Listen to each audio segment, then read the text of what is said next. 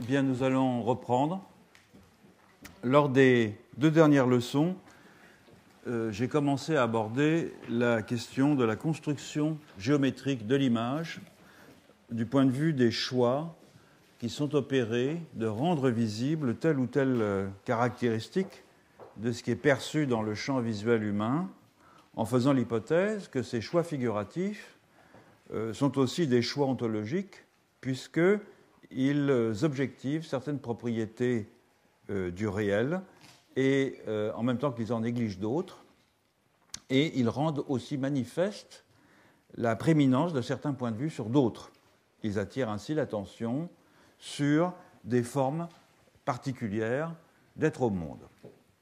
En me servant des travaux de Margaret Hagen sur la psychologie de la perception, j'avais donc commencé à examiner l'ensemble des transformations géométriques disponibles pour la représentation iconique sur, évidemment, une surface plane.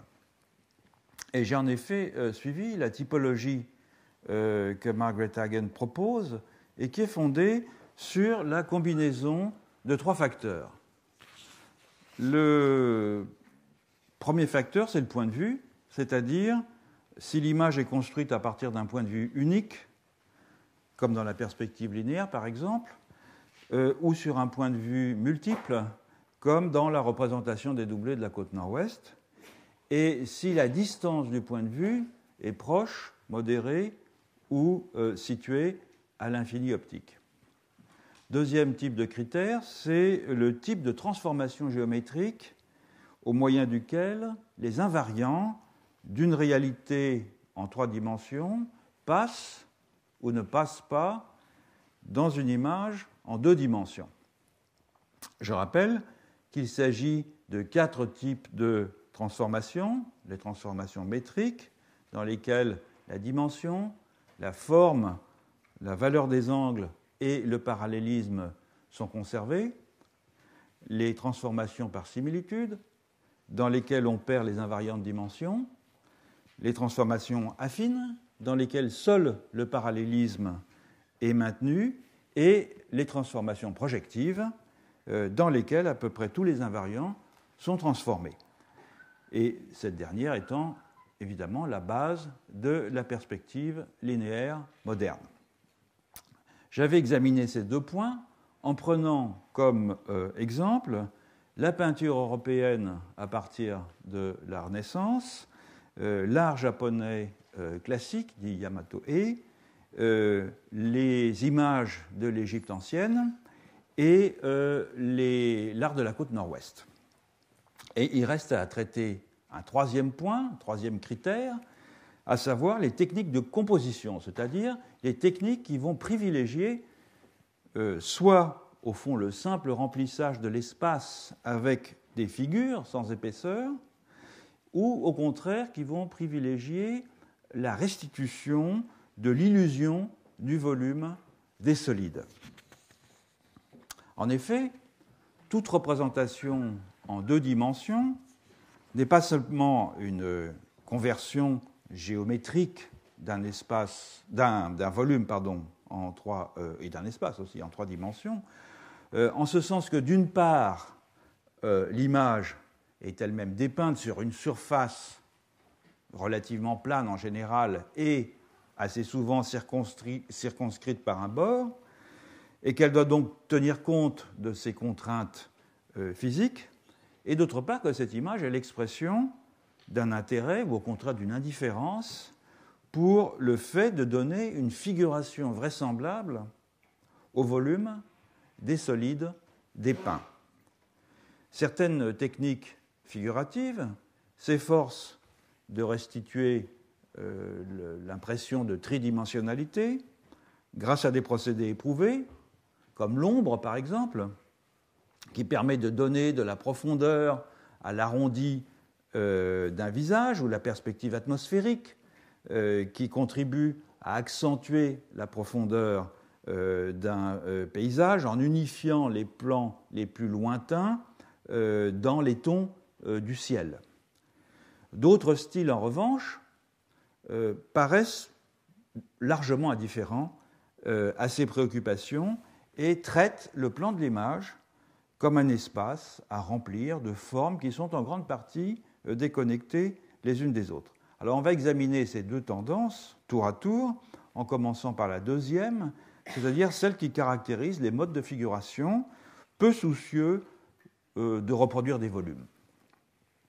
Et on va revenir pour commencer aux images de l'Égypte ancienne. Je rappelle que du point de vue de la géométrie de la représentation, on y dépeint les artefacts et la plupart des animaux à partir d'un point de vue unique et généralement dans leur plan latéral ou sagittal, tandis que les oiseaux et les humains sont figurés à partir de points de vue multiples. L'emploi de la figuration métrique, par ailleurs, c'est-à-dire le fait que les images sont parallèles au plan principal de l'objet dépeint, aboutit à ce que les figures, notamment les figures humaines, apparaissent comme une sorte de mince tranche découpée dans un plan vertical. Et une conséquence de cela, c'est que la figuration de certaines situations exige des techniques de composition tout à fait particulières dont le résultat peut paraître contre-intuitif. Alors on va regarder un premier exemple, qui est cette stèle de Montuweser. Vous voyez donc ici un guéridon et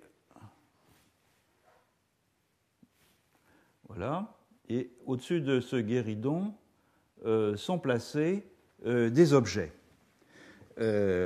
Donc le guéridon, il est dépeint comme il se doit pour un artefact en vue latérale, et on distingue au-dessus un canard, ça c'est un pin, une tige de papyrus, là, une gerbe de céréales, et ici ce qui semble être une tête de veau.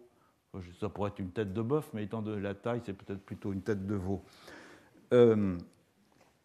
Or, ces objets sont posés sur le guéridon et ils sont représentés non pas comme le guéridon de profil, mais vue d'oiseau, c'est-à-dire selon un point de vue qui est différent de celui adopté pour dépeindre le support sur lequel il repose.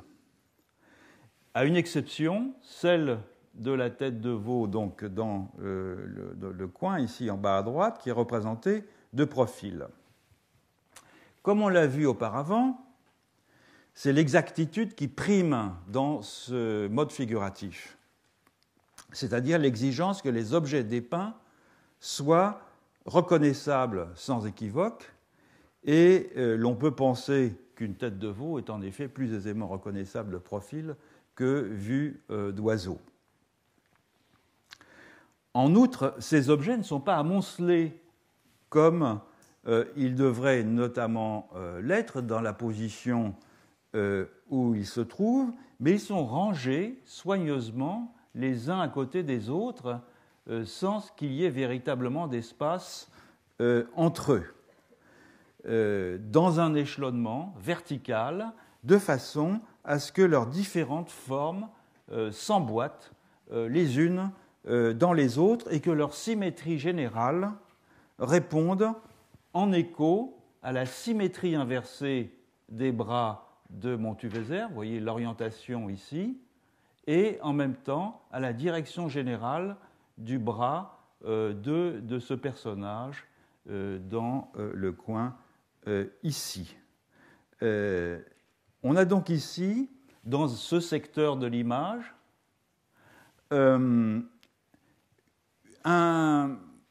non seulement l'application d'une transformation métrique sur un même ensemble à partir de deux points de vue différents, on peut même en dire trois si on se rappelle que là, dans la figuration des figures humaines, on a un point de vue frontal qui est celui des yeux, un autre point de vue frontal qui est celui du haut du buste, et un point de vue sagittal ou latéral pour le reste du corps. Et ici, donc une autre combinaison entre deux points de vue différents. Mais on a aussi un usage très ingénieux des lois de symétrie et de destin commun, pour reprendre la terminologie de la psychologie de la Gestalt, de façon à disposer ces objets dans un ensemble qui se répondent à partir d'une économie interne qui n'est pas l'économie de la description véritablement des objets, mais qui est l'économie interne de la disposition à l'intérieur de cette image. Et sans que l'emploi, par ailleurs, de ces mécanismes visuels ne s'étende au reste de l'image, et notamment à ces deux personnages qui sont ici dans le coin à droite. Donc la disposition des motifs sur une surface plane afin qu'ils soient le plus aisément reconnaissables de façon individuelle prime ici à l'évidence sur la volonté de reproduire un espace en 3 dimensions vraisemblable. C'est un même choix qui a présidé à l'organisation des figures dans le cercueil peint égyptien encore que j'ai présenté dans la dernière leçon. Là aussi, le souci de composition en 2 dimensions prime sur le souhait de représenter un espace en 3 dimensions. On peut considérer en effet que la paroi de bois est divisée en une série de petits cadres, ils sont assez visibles, qui permettent de structurer l'apparence bidimensionnelle des éléments en établissant entre eux une correspondance des formes. Ainsi en est-il, par exemple, du rectangle qui dessine cette scène et qui est séparé par des bandeaux. Il y en a un ici, il y en a un en bas, puis il y en a un sur le côté. Rectangle donc délimité sur 3 côtés. Et de ce fait, la disposition oblique de la canne donne un dynamisme notable à cette mini-scène, découpée dans l'image générale, en ce qu'elle contraste nettement avec les axes qui sont essentiellement verticaux ou horizontaux du reste de l'image et d'ailleurs de la composition. On a au milieu de l'image cette canne oblique qui introduit un dynamisme tout à fait notable. Il en va de même avec le traitement des vases, des 2 grands vases de part et d'autre de l'image, ici et ici. Le vase de gauche est lui-même encadré dans un espace rectangulaire, comme ici, ce qui souligne son aspect symétrique, puisque l'espace négatif, c'est-à-dire la portion de l'espace qui n'est pas occupée par le vase, qu'on a ici, et puis en haut, donc puisque l'espace négatif est lui-même de ce fait tout à fait symétrique. Quant au vase de droite, celui-ci, sa symétrie parfaite est au contraire soulignée par le fait qu'il est placé entre 2 autres pièces dont les formes, ici c'est probablement un brasier ou un brasero, et ici un vase, dont les formes sont à la fois très différentes de la sienne et beaucoup plus complexes. Donc là encore, les préoccupations formelles d'articulation de motifs sur une surface plane priment sur le souci de reproduire des scènes en 3 dimensions.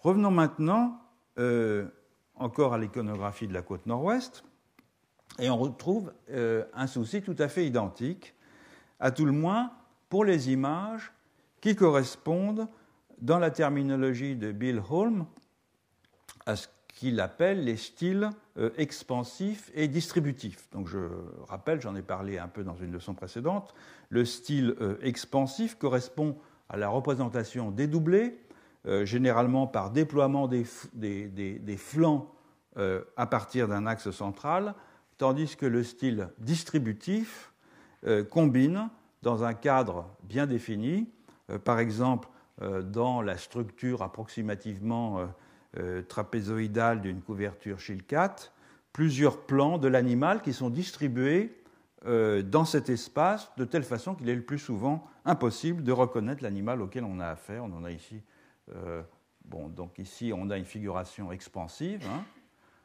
Là on reconnaît bien l'axe l'axe central et puis la distribution, le dépliement à partir de cet axe central des deux flancs.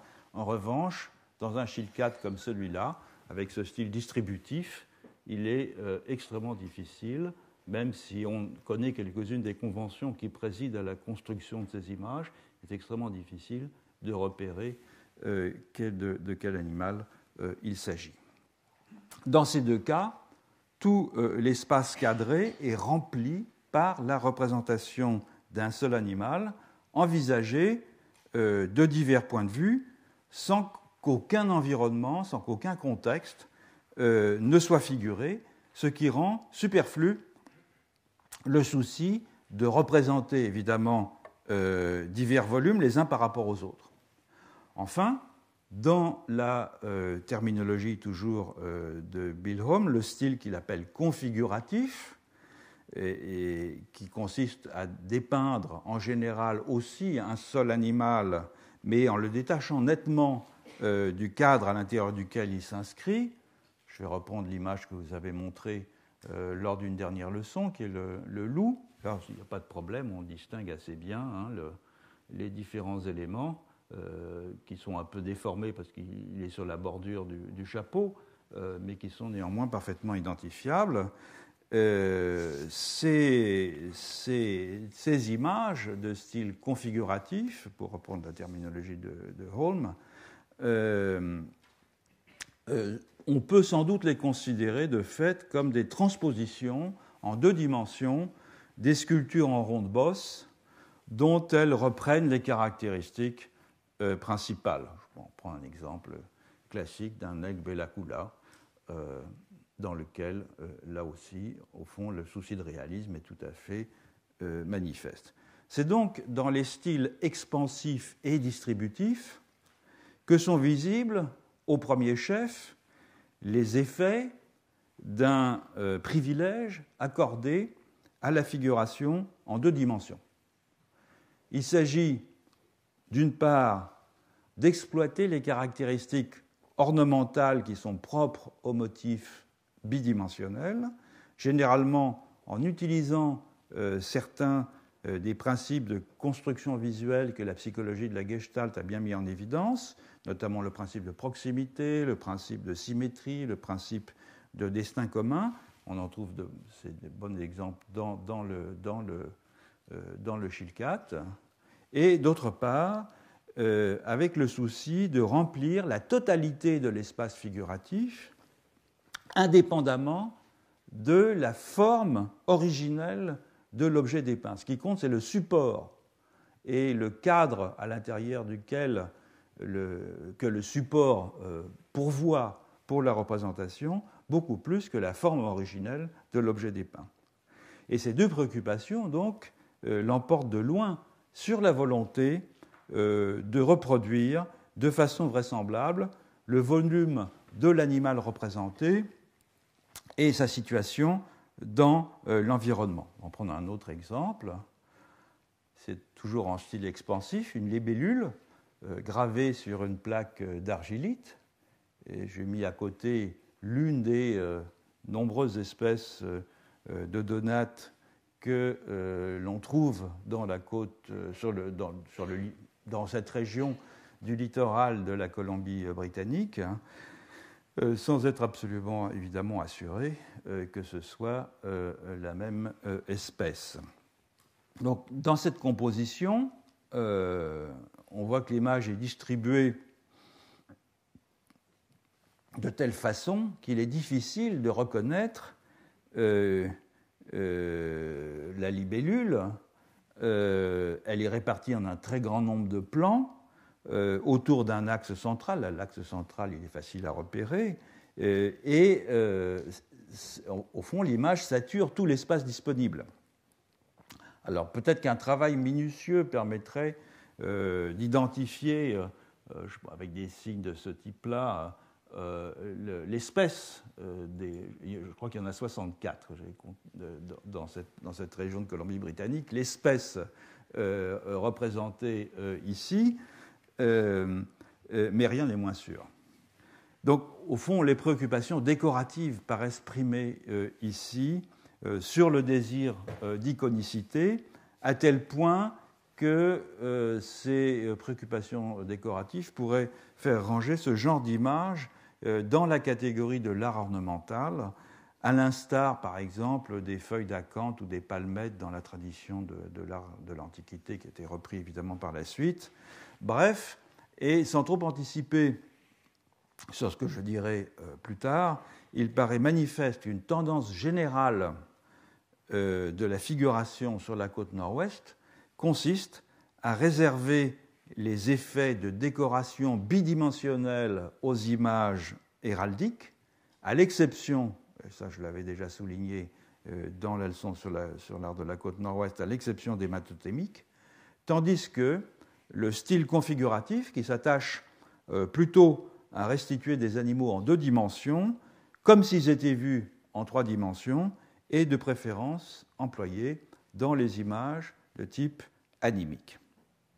Passons maintenant à d'autres images, toujours en style bidimensionnel, qui sont les images médiévales. Dans son livre Space in Medieval Painting, publié en 1940, Myriam Bunim développe l'idée que les enluminures romanes sont principalement régies par un principe bidimensionnel et qu'elles témoignent d'une parfaite indifférence à la restitution d'un environnement réel avec sa profondeur et avec son volume. Je la cite, l'arrière-plan des images romanes est segmenté, mais les divisions ne renvoient ni par la forme ni par la couleur à un environnement naturaliste. De ce fait, ce type d'arrière-plan n'a pas plus de caractère représentationnel que l'usage, qui est par ailleurs très courant, d'une couleur unique comme fond. Et c'est assez souvent, comme vous savez, du bleu, du vert ou du doré. Un arrière-plan non iconique, composé de bandes et de panneaux monochromes et, souligne-t-elle, congruent avec l'environnement des monastères d'où provenaient les enlumineurs. Il témoigne d'une certaine indifférence, dit-elle, aux activités mondaines et aux travaux manuels, comme c'est le cas dans la description de ces travaux d'échange. Je ne suis pas sûr que ce soit tout à fait le cas, puisque c'est quand même des gens qui travaillaient aussi, ora et labora, une partie du temps. Donc là, ce sont des travaux des champs, en effet, c'est les moissons. L'action est dépeinte de façon assez réaliste. On voit l'usage de la faucille, des petits greniers, du râteau à fenaison, etc., de la bêche. Mais cette action dépeinte, elle n'est pas confinée à l'intérieur d'un cadre qui viendrait délimiter la scène de son déroulement et lui donner de la profondeur, comme ce sera le cas pas tellement longtemps plus tard, moins de 2 siècles plus tard dans la peinture occidentale, puisque les personnages sont la plupart du temps superposés aux bordures. Donc le fond ici n'a aucune espèce de fonction de restitution d'un environnement. Il s'agit seulement donc d'un fond bicolore dont les couleurs alternent bleu, vert, bleu, de façon à produire un contraste entre les images, et c'est un effet visuel qui est tout à fait typique d'un souci bidimensionnel, pourrait-on dire. Parfois, la bordure est même utilisée de façon presque ludique dans un jeu manifestement délibéré entre la figure et le fond. C'est le cas ici, dans cette adoration des rois mages, où l'un des rois tend son offrande en la faisant dépasser du cadre. Alors évidemment, des images de ce genre, elles ne visent pas à figurer des volumes et une réelle profondeur de champ. Cependant, elles jouent sur un effet de tridimensionnalité par l'usage très simple de ce mouvement de dépassement du cadre par le motif. C'est un artifice qui introduit une rupture de symétrie. Il attire l'attention sur l'élément discordant et il donne ainsi un puissant dynamisme à l'image dont tout laisse à penser qu'il est effectivement tout à fait recherché. C'est donc au fond un tour de force que de parvenir dans une représentation de ce type à impliquer en quelque sorte le spectateur dans l'action des peintres de façon presque aussi efficace que permettra ensuite la combinaison de la géométrie projective et du trompe-l'œil dans la peinture des siècles ultérieurs, et notamment, je pense à une peinture très célèbre, certains d'entre vous la connaissent sans doute, qui, presque 7 siècles plus tard, joue de façon tout à fait délibérée sur le franchissement du cadre. C'est par un peintre espagnol qui n'est pas très connu, sauf pour cette toile. Et au fond, c'est exactement le même principe. Sauf que là, évidemment, c'est la géométrie projective qui domine et un point de vue unique.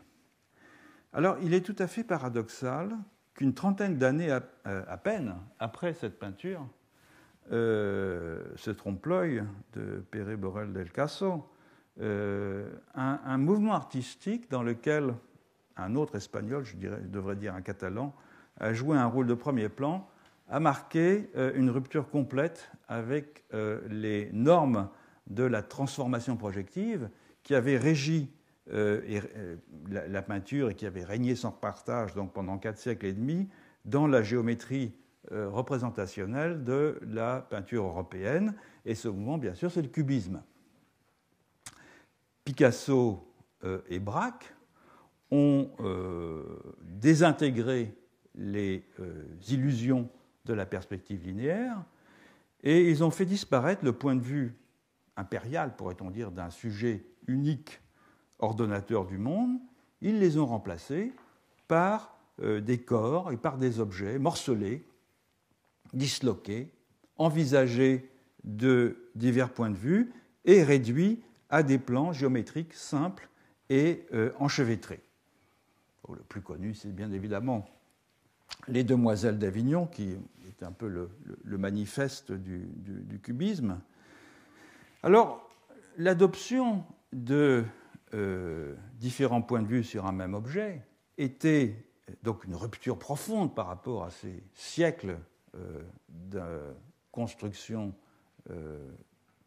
projective par rapport à un point de vue unique, était moins un but activement recherché afin de déconstruire la perspective artificielle qu'un effet induit du désir de restituer sur la toile l'expérience d'une succession rapide de perceptions de cet objet. Et cet effet quasiment cinématographique passait par la décomposition explicite des objets dépeints et par leur fragmentation, comme autant de vues portées sur ces objets et juxtaposées dans l'espace de l'image, ce qui excluait évidemment de les figurer comme s'ils avaient conservé une unité reconnaissable. Et le paradoxe de la géométrisation des formes que le cubisme opère, c'est donc qu'elle contribue simultanément à un retour à un traitement bidimensionnel des images composé d'un assemblage de plans de plus en plus disparates à mesure que le mouvement, que le cubisme se radicalise, comme par exemple dans cette nature morte au violon de Picasso. Dans cette toile, enfin c'est un collage d'ailleurs,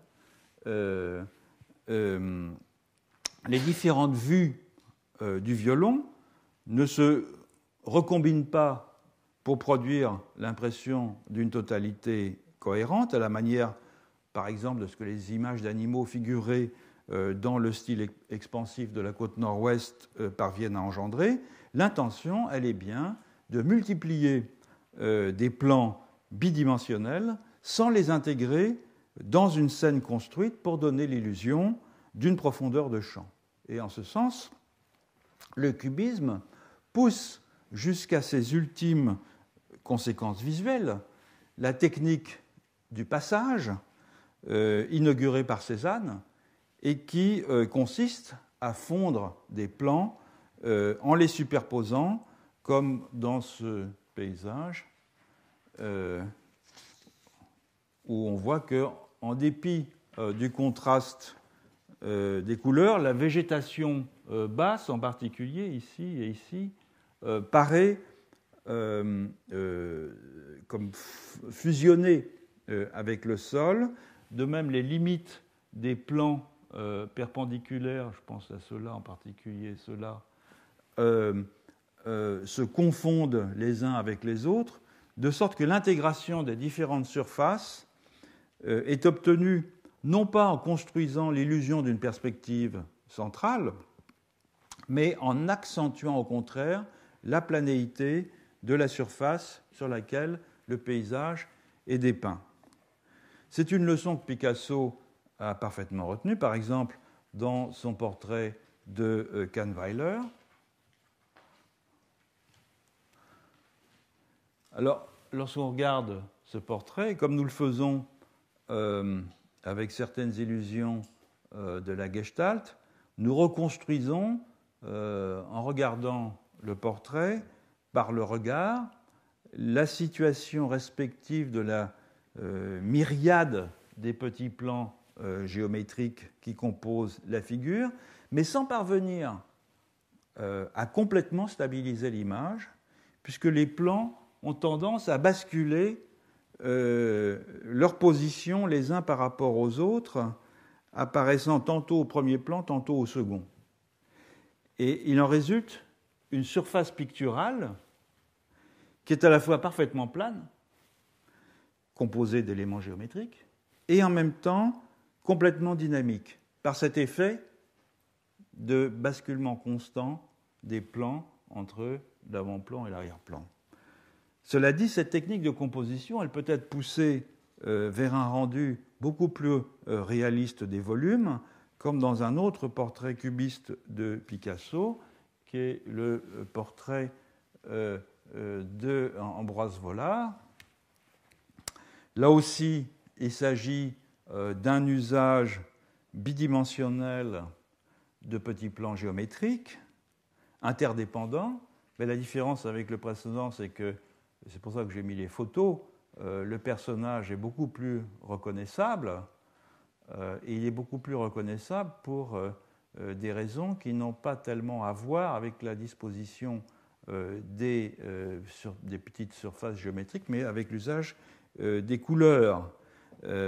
Donc là aussi, il s'agit d'un usage dimensionnel de petits plans géométriques, interdépendants, mais qui confère au volume, et notamment au visage, une profondeur et une sorte de vraisemblance plastique tout à fait saisissante, du fait notamment d'un usage très ingénieux de la juxtaposition des aplats de couleurs, en particulier sur le haut du crâne. Autrement dit, la même technique peut être utilisée tout aussi bien pour mettre l'accent sur la fragmentation et la plasticité dynamique, comme dans le portrait de Kahnweiler, ou sur la recomposition des volumes, comme dans le portrait de Vollard, tout en maintenant le principe général de la diffraction kaléidoscopique des points de vue. Parmi les multiples raisons qui font de ce portrait de Vollard un chef-d'œuvre, il y a ainsi que Picasso est parvenu à infuser dans une image à point de vue multiple une vigueur iconique dont il est aisé de mesurer le réalisme au regard de ce que l'on connaît de l'original. C'est pour ça que j'ai aussi mis la photo, un exploit qui tranche avec la difficulté rencontrée par d'autres traditions figuratives sur la côte nord-ouest ou en Égypte ancienne, par exemple, pour parvenir à ce résultat, si tant est qu'elle ait recherché ce résultat, ce qui semble être le cas au moins pour l'Égypte ancienne. Ce n'est pas facile, en effet, lorsqu'on adopte des points de vue multiples, comme c'est le cas ici, d'arriver à donner de la vraisemblance réaliste aux images. Et Picasso y est ici parfaitement parvenu. Passons maintenant au style à dominante en 3 dimensions, c'est-à-dire aux techniques de composition qui mettent au contraire l'accent sur la restitution en 3 dimensions des choses dépeintes. Alors, évidemment, l'exemple qui vient immédiatement à l'esprit, c'est l'art européen de la Renaissance, qui est riche d'enseignements de ce point de vue, car on y trouve à la fois des structures rémanentes renvoyant au mode de composition en usage dans les enluminures précédemment examinées, et un traitement absolument nouveau de la profondeur et du volume de la figure et des objets. Dans ce tableau de Sainte-Lucie, par exemple, l'arrière-plan, il est traité comme dans une enluminure ou comme dans une icône. C'est un simple fond uni, destiné à faire ressortir, par contraste, la figure du premier plan. Et il en va de même des puissants effets de symétrie auxquels le peintre a recours. D'abord, l'organisation autour d'un axe vertical central, l'orientation identique des 2 mains sur un axe horizontal, comme de la rupture de symétrie qui est induite par l'inclinaison de la palme et par l'inclinaison symétrique entre les 2 paires d'yeux. Je vous rappelle que Sainte-Lucie s'était arraché les yeux. Et donc elle est souvent représentée avec ses yeux. En revanche, le modelé du visage et des mains, les plis de la coiffe et du costume donnent une impression de volume et de densité telle que l'on n'en a guère d'exemple dans les enluminures des siècles qui précèdent, même parmi celles qui témoignent déjà d'une très grande maîtrise, comme celle-ci, peinte presque exactement un siècle plus tôt, que j'avais montré il y a plusieurs années dans une leçon, où on voit qu'il y a un effort, effectivement, de définition des plis de la robe, du modelé des visages, etc., mais qui est évidemment beaucoup moins abouti, avec le même usage de la symétrie, ici, entre le doigt et l'inclinaison de mouvements de Jean de Vaudetard qui présente la Bible historiale, et un fond uni tout à fait caractéristique des images de cette époque. Une autre image de la Renaissance, qui est un portrait très célèbre que Léonard de Vinci a exécuté de Ginevra de Benci, rend ce contraste encore plus évident. Alors là, évidemment, à la différence du portrait de Sainte-Lucie, de l'image de Sainte-Lucie, l'arrière-plan est traité en paysage, ce qui donne évidemment de la profondeur à l'image par la multiplication et la hiérarchisation des plans. Mais c'est surtout le traitement de la jeune femme qui fait de cette peinture une figuration tridimensionnelle. C'est l'ombre délicate qui souligne le relief du visage, c'est la lumière qui accroche les boucles de cheveux, c'est la précision et la subtilité avec lesquelles l'arrondi du cou est rendu. Tous ces détails contribuent à donner un réalisme palpable à cette charmante figure. Mais c'est évidemment dans la figuration des paysages que devient le plus manifeste la volonté d'émuler la tridimensionnalité sur une surface plane. On a un bon exemple dans ce tableau de Bruegel. Là, ce n'est pas seulement l'emploi de la perspective, donc de la projection géométrique, qui donne amplitude et profondeur à l'image, c'est aussi la diversité des plans successifs et des contrastes marqués qui les distinguent entre ce plan-là, et puis tous les plans suivants. C'est aussi 1000 petits détails qui font de cette scène un lieu dans lequel on pourrait se glisser discrètement, plus qu'un ensemble de motifs habilement disposés les uns par rapport aux autres dans un espace circonscrit, avec notamment cette idée très, très remarquable du couloir qui donne une profondeur au centre de la toile. Donc la fenêtre d'Alberti, ce n'est pas simplement un principe de composition géométrique ordonné à partir d'un sujet, c'est aussi en quelque sorte une injonction de donner l'illusion de la vie à ce que le regard saisit comme par effraction de l'autre côté de la surface du tableau. Il n'est pas indu non plus de considérer les manifestations les plus virtuoses de l'art rupestre, du paléolithique supérieur donc, comme animées par une ambition de restituer un volume au moyen d'une image en 2 dimensions. Certes, et comme je l'ai répété à plusieurs reprises ici, l'interprétation de la signification des images des grottes ornées, c'est une entreprise hautement spéculative dont on voit mal par quelles données elle pourrait être corroborée.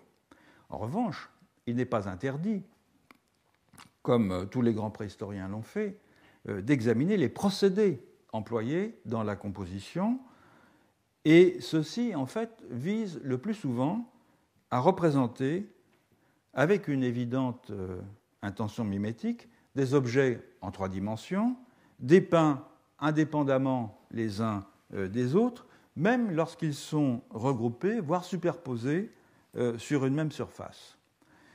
Et bien que des scènes de groupe existent, les images les plus communes montrent des animaux qui, à l'évidence, ont été dépeints sans véritable rapport les uns avec les autres. Je vous en donne quelques-uns classiques, je les ai empruntés à la grotte Chauvet parce qu'ils sont particulièrement spectaculaires. Ici, c'est le détail, avec ce mouvement, ce dynamisme induit par la répétition du profil. Et puis cet ours ici, avec l'usage d'une vue en plongée, en légère plongée, qui permet d'avoir une vue des 2 oreilles et en même temps l'utilisation de ce ressaut de la paroi pour souligner l'épaule. Alors, il y a plusieurs raisons qui permettent de montrer, qui permettent de penser qu'il y a véritablement une intention tridimensionnelle dans ces images. D'abord, les animaux sont dépeints sur des parois sans que l'on ait cherché à les circonscrire dans des cadres qui leur donneraient une autonomie avec des règles d'assemblage à l'intérieur d'un ensemble bien circonscrit. Et cette liberté dans la disposition des figures, les unes par rapport aux autres, délie d'une certaine façon de la tentation de faire prévaloir l'organisation des images et la correspondance de leur schème formel sur la recherche de l'apparence tridimensionnelle de ce qu'elles figurent. Autre raison, c'est que les producteurs de ces images ont utilisé, on le sait, les inégalités, comme ici, de la paroi, précisément pour donner du volume et du dynamisme à leur représentation, selon une technique d'accentuation plastique des détails anatomiques qui s'apparente presque au bas-relief. La pratique est si systématique dans toutes les grandes ornées de France et d'Espagne qu'il est impossible qu'elle n'ait pas été tout à fait délibérée. Enfin, parce qu'il est manifeste que tout comme dans la peinture occidentale à partir de la Renaissance, c'est un moment fugace que ces images cherchent à saisir. C'est un félin ramassé qui s'apprête à bondir, c'est un bison en train de mugir, je pense ici au fameux relevé par l'abbé Breuil des peintures d'Altamira, c'est un rhinocéros prêt à charger, comme celui qu'on a vu tout à l'heure. Bref, c'est la capture d'un instant dans la vie du monde qui prime sur l'organisation des images dans un espace bidimensionnel où elles se répondent les unes aux autres. Alors un dernier point reste à examiner brièvement avant de passer à une synthèse de la typologie des formes géométriques de la représentation. Ce point, c'est celui de l'orientation du plan des objets à dépeindre par rapport au plan de l'image. J'ai parlé jusqu'ici, de façon un peu floue, de plan dominant, mais sans spécifier la façon dont ce plan dominant pouvait être défini. Le plan dominant, c'est en principe celui qui donne l'information la plus complète sur la forme caractéristique d'un solide en 3 dimensions, de façon à ce que l'on puisse l'identifier dans une représentation en 2 dimensions. Pour une figure humaine, par exemple, c'est soit une section frontale, c'est-à-dire le plan qui sépare la partie avant de la partie arrière, disons une vue de face en termes courants, soit une section sagittale, c'est-à-dire le plan qui sépare le côté droit du côté gauche, donc une vue de profil en termes courants, et à peu près jamais une section transversale, c'est-à-dire le plan qui sépare le haut du bas. C'est ce que Bertillon avait bien compris lorsqu'il a inventé la photo d'identité judiciaire en utilisant un plan, une section frontale ou un plan frontal et un plan sagittal. Pour un oiseau, en revanche, ce sera assez souvent la forme qui permet la reconnaissance la plus aisée, ce sera assez souvent un plan sagittal, parce que c'est généralement vu de profil qu'un oiseau révèle sa forme la plus caractéristique. Vous pouvez regarder par exemple dans les livres d'ornithologie, c'est assez souvent en plan sagittal que les oiseaux sont représentés, et ce n'est pas uniquement dans les livres d'ornithologie. Dans ce paravent japonais, vous constaterez que la plupart des oiseaux sont représentés ici en vue sagittale ou semi-sagittale pour les oiseaux qui sont en vol.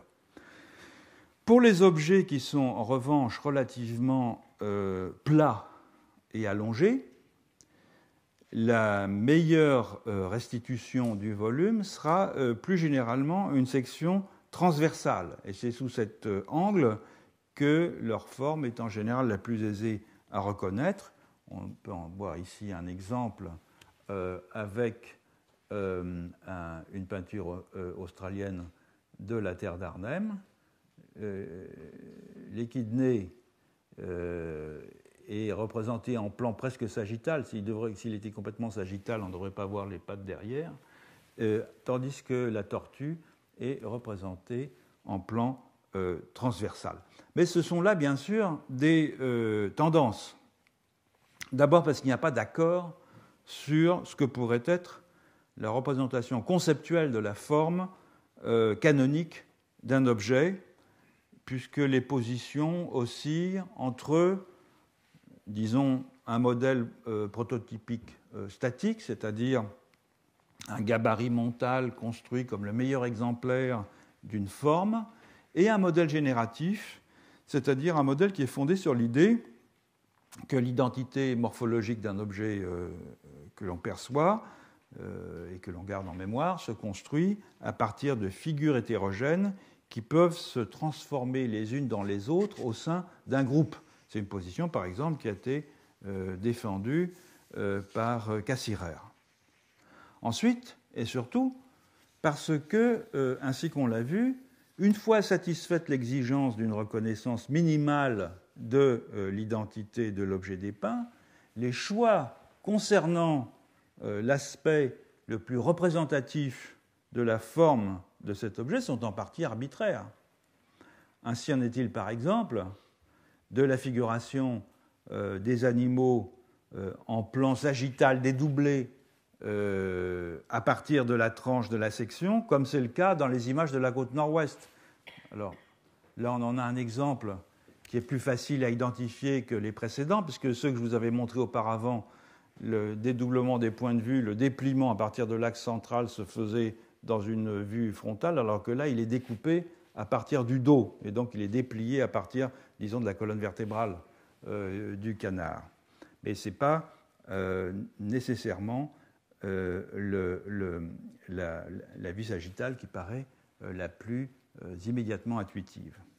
Bref, ou bien on a aussi la combinaison, sur laquelle je suis revenu à plusieurs reprises, entre le plan frontal et le plan sagittal, au moyen de laquelle les figures humaines sont représentées dans l'art égyptien par une série de couches, en quelque sorte successives, frontale, sagittale, etc. Bref, parmi les choix figuratifs à considérer, il y a aussi le fait de donner aux objets dépeints une orientation uniforme dans une même image, ou au contraire de combiner des vues frontales, sagittales ou transversales.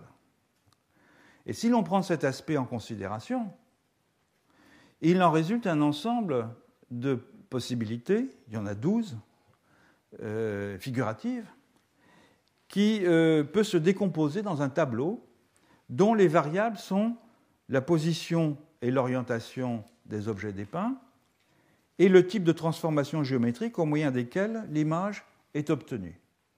Voilà ce tableau. Il est défini par un nombre arbitraire de 8 objets à dépeindre qui sont soit disposés en rangée. Alors, en fait, ici, ce devrait être beaucoup plus décalé, mais cela dit, je n'ai pas eu le temps de le faire, et avec une orientation uniforme, comme c'est le cas ici, dans ces deux cas, ou pas d'orientation uniforme. Les 4 figures de la rangée supérieure définissent les transformations géométriques dans lesquelles les lignes de projection sont parallèles. Les lignes de projection de l'objet sur le plan de l'image sont parallèles, c'est-à-dire ce sont des transformations métriques et des transformations affines, tandis que dans les 4 figures de la ligne du bas, les lignes de projection sont convergentes. Ce sont donc des transformations par similitude et des transformations projectives. Et on peut voir que les options de la première rangée, c'est-à-dire les options 1, 2, 3, 4, 9 et 10, impliquent un point de vue situé à l'infini optique, tandis que les options de la deuxième rangée, 5, 6, 7, 8, 11 et 12, impliquent un point de vue proche ou situé à une distance moyenne. Quant aux options 2, 4, 6 et 8, elles correspondent à des... donc les options, c'est les petits chiffres qui sont là, 2, 4, 6 et 8, elles correspondent à des situations où l'on figure des angles obliques variables entre le plan original et le plan de l'image, c'est-à-dire le degré d'inclinaison des divers objets à dépeindre n'est pas le même. Tandis que les options 9, 10, 11 et 12 correspondent à des situations où les angles obliques ont tous la même valeur, c'est-à-dire que l'inclinaison de chaque objet est identique. Alors, ça a l'air très abstrait comme ça, mais on peut très aisément faire correspondre des traditions iconographiques à ces options représentationnelles. On va revenir au style figuratif qu'on a précédemment examiné en reprenant le contraste que j'avais fait entre arrangement bidimensionnel des images et restitution des volumes en 3 dimensions, en commençant par la première formule, c'est-à-dire les styles bidimensionnels. Égypte ancienne, ce n'est pas un problème. Ça correspond absolument typiquement à l'option numéro 1, c'est-à-dire que la géométrie est métrique, les points de vue sont multiples, l'espace est stratifié, l'orientation des figures par rapport au plan de l'image est uniforme. Pour la côte nord-ouest et pour le cubisme, on a une option de type 4, c'est-à-dire que la transformation géométrique est affine, les points de vue sont également multiples, il n'y a pas d'orientation uniforme des surfaces au plan de l'image. Et ça permet de mettre en évidence des affinités entre des traditions, disons, imagières ou imageantes, donc on ne penserait pas immédiatement à mettre ensemble. Encore que l'intérêt de gens comme Lévi-Strauss pour l'art de la côte nord-ouest et son intérêt simultané pour le cubisme a peut-être quelque chose à voir intuitivement dans cette affinité empirique, disons. Les enluminures médiévales sont typiques de l'option 2. Leur géométrie est également affine, comme dans les images de la côte nord-ouest, avec des points de vue multiples et sans orientation uniforme des surfaces au plan de l'image. En revanche, les plans sont très stratifiés, notamment, comme on l'a vu, par l'usage de bordures et de bandeaux qui ont une fonction d'alignement des motifs. Alors on peut étendre les exemples à des traditions iconographiques que je n'ai pas considérées jusqu'à présent. Par exemple, un bas-relief assyrien. C'est un bas-relief donc, du premier millénaire avant Jésus-Christ qui correspond à l'option 1, tout comme l'art égyptien. La projection est métrique. La stylisation et la forme donnent une présence massive à ce génie ailé qui paraît comme découpé au pochoir, si vous voulez. Un peu comme on découpe des gâteaux hein, avec des moules. Autre image, c'est Bonampak. Alors s'il y a des spécialistes des Mayas, il faudrait me pardonner, j'ai inversé l'image, mais c'est une erreur de manipulation. C'est donc une fresque à Bonampak où, par contraste avec les cas précédents, il semble bien que l'on ait un point de vue unique, mais c'est le même principe. Autre image, ça c'est un évangéliaire très précoce du 7e siècle, et il est typique de l'option 9, c'est-à-dire c'est une projection affine à point de vue multiple. Les figures sont rangées en plans successifs et la transformation est affine, c'est-à-dire que les angles sont obliques par rapport au plan de l'image. Ça se voit ici. Et cette transformation affine, en fait, elle concerne à peu près exclusivement les meubles, c'est pour ça que j'ai choisi celui-là, mais aussi les édifices quand on en a, tandis que les figures humaines sont massivement frontales, donc très proches d'une transformation métrique. On a quasiment ici une combinaison entre une transformation métrique pour les figures humaines et une transformation affine pour les artefacts. Un autre style monastique du Moyen-Âge, qui est tout à fait caractéristique de l'Irlande, illustre en revanche l'option 1. Donc ce Saint-Marc, c'est un style qui est très rigidement métrique et d'un si grand formalisme qu'il est à la limite de l'image figurative. Ces enluminures avaient au fond une fonction beaucoup plus décorative que représentationnelle et elles se rapprochent d'une certaine façon de l'art aniconique ornemental qui est caractéristique, comme vous le savez, de la tradition celtique, notamment les entrelacs celtiques et tout le travail du métal, etc.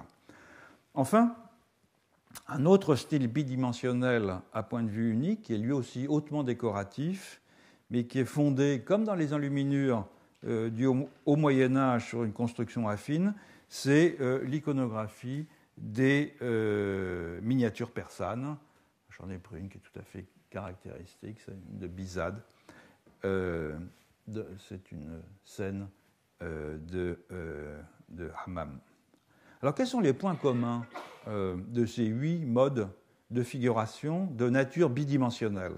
C'est-à-dire, je le rappelle, de ces modes de figuration qui mettent l'accent sur la disposition des motifs les uns par rapport aux autres selon une économie interne, plutôt que qui mettent l'accent plutôt que sur la restitution réaliste des volumes dans une scène vraisemblable.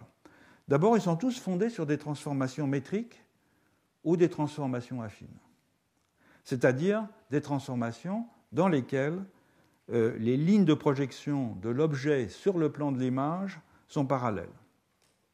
Ensuite, la grande majorité d'entre eux utilisent des plans uniformes et très stratifiés et tendent à présenter les objets avec une orientation identique par rapport au plan d'image. Ce n'est pas toujours le cas, ce n'est pas le cas ici par exemple.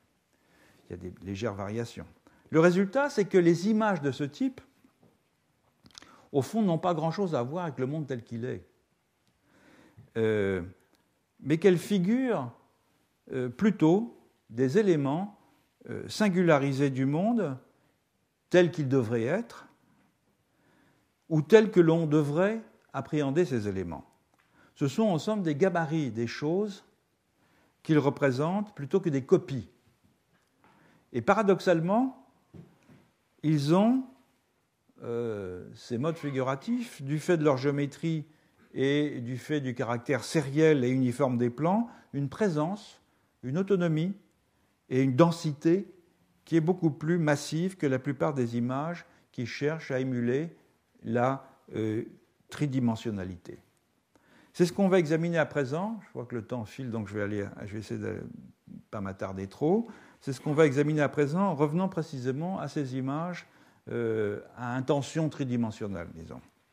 On a vu que l'art européen, depuis la Renaissance, jusqu'au début du XXe siècle, est caractéristique de l'option 8, c'est-à-dire que c'est un art qui est caractérisé par une géométrie projective et par un point de vue unique. Ce qu'il range dans la même catégorie que les images des grottes ornées du Paléolithique et du Paléolithique supérieur, et aussi, incidemment, que les peintures rupestres des Bushmen d'Afrique méridionale, dont certaines n'ont probablement guère plus d'un siècle. La différence éventuelle, c'est que les deux types d'images rupestres ne paraissent pas construites à partir d'un point de vue unique, mais c'est peut-être un effet tout à fait accidentel ou conjoncturel, puisque les images ont pu être superposées au fil du temps et au gré des circonstances, et non pas de propos délibérés de façon à apporter différents points de vue. Donc là, il y a un point intéressant qu'au fond, dans cette très très longue intervalle de temps qui sépare la grotte Chauvet, moins 30 000 ans, et la peinture à partir de la Renaissance, on a des règles de construction géométrique qui se retrouvent. Donc il n'y a pas nécessairement un progrès géométrique, en tout cas, dans la figuration. Examinons à présent d'autres styles tridimensionnels, à commencer par ce qui semble se rapprocher le plus de la peinture occidentale moderne, à savoir les rouleaux chinois qui dépeignent des paysages. En effet, ces peintures sont aussi construites selon les principes de la géométrie projective et à partir d'un point de vue unique. Donc elles sont équivalentes aux peintures à partir de la Renaissance, mais elles correspondent à l'option 6 plutôt qu'à l'option 8, car elles sont très stratifiées en plans successifs réguliers. Donc la différence majeure avec les paysages naturalistes, et j'ai déjà eu l'occasion de le souligner ici à plusieurs reprises, c'est que chaque plan est le plus souvent séparé des autres par de grandes étendues de vide, c'est-à-dire de surfaces non peintes, qui jouent le rôle d'un milieu interstitiel parcouru par les souffles qui relient le monde visible au monde invisible, le macrocosme au microcosme. Et malgré les apparences, parce qu'on y trouve des petites maisons, des arbres, quelquefois des champs, des rivières, des lacs, etc., des pêcheurs, des paysans, malgré les apparences, le monde dévoilé par ces paysages n'est pas celui du quotidien, c'est celui de la contemplation accessible aux sages. Et ces images ne visent pas à dépeindre de façon réaliste des lieux et des activités, comme dans les paysages naturalistes de l'école hollandaise, par exemple, mais visent à susciter dans celui qui contemple le rouleau un sentiment d'intimité comme de profonde connivence avec l'univers. Et cette différence entre les deux types de paysages est marquée non par une différence dans les procédés de construction, puisqu'ils sont presque identiques dans les deux cas, mais par une différence dans le contenu de l'image, ce qui, soit dit en passant, met en évidence les limites d'une approche purement géométrique des contrastes entre les modes de figuration. Il faut combiner les deux approches, à la fois les approches formelles, c'est-à-dire les principes de construction, et les approches en termes de contenu. Dernier exemple d'un style visant à émuler la tridimensionnalité en peinture, c'est celui des primitifs italiens. J'ai pris un exemple classique, un Giotto. Comme le montre donc cette peinture, on a ici une construction affine, c'est-à-dire avec des lignes de projection parallèles et non convergentes. Ça se voit dans la construction de l'édifice et dans la construction, encore qu'on n'a pas le bord ici, mais la construction de l'édifice ne laisse pas planer de doute à ce propos.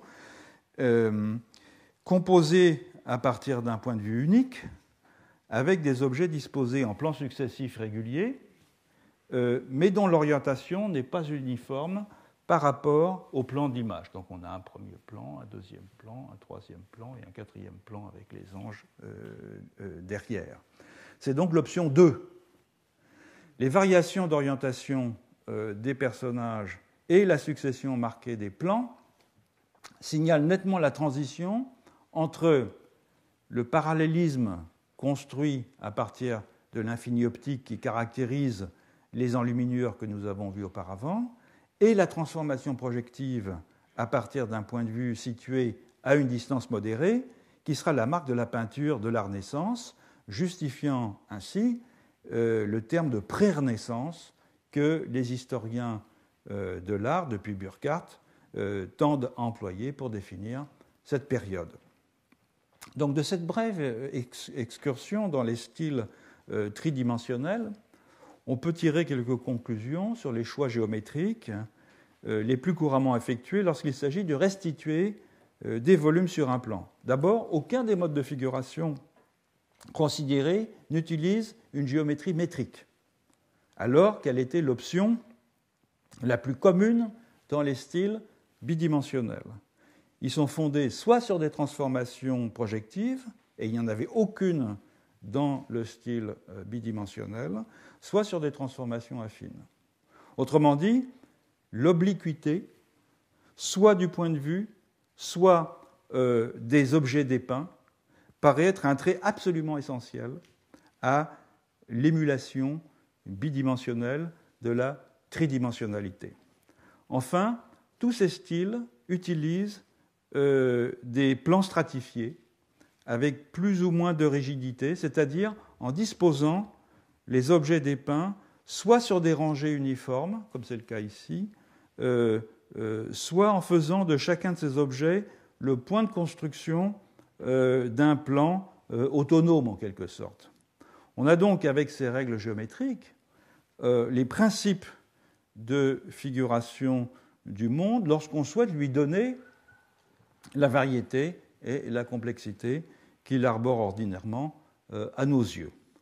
Reste à voir maintenant comment ces principes s'appliquent aux images produites dans les 4 principaux régimes ontologiques. Et ça, je le ferai dans la prochaine leçon, parce qu'il est déjà 3h10, et qui n'aura pas lieu d'ailleurs la semaine prochaine, puisqu'il y a les vacances de Pâques qui commencent la semaine prochaine, mais qui aura lieu le 27 avril.